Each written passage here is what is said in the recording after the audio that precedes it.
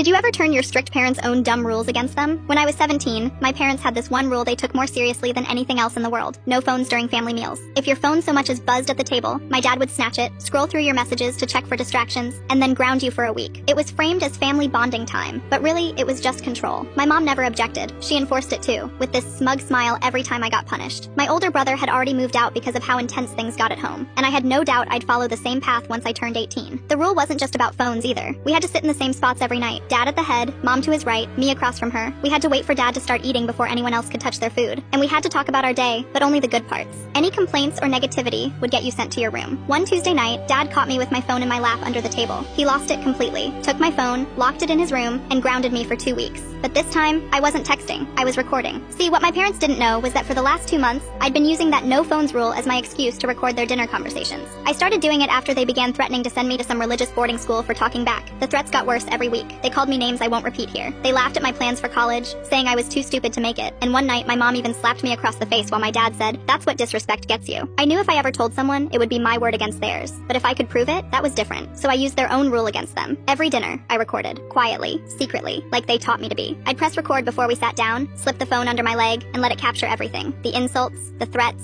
the way they talked about me like I wasn't even there, the time dad said he regretted having me, the time mom said I was ruining their marriage just by existing. When they finally went too far, physically cornering me after I said I wouldn't drop out of school to work at dad's shop, I went straight to my school counselor the next morning. She helped me file a report with Child Protective Services. At the hearing 2 weeks later, my parents showed up dressed like they were going to church. They brought family friends to say I'd always been difficult. They claimed I was addicted to my phone, rebellious, out of control. They said I made everything up because I didn't like their discipline. Dad even cried when he told the judge how hard it was to raise such an ungrateful daughter. Mom nodded along, dabbing her eyes with a tissue. Then my lawyer pulled out the dinner table recordings. Every insult, every threat, every mocking laugh, every cruel joke, the slap, all of it. My parents sat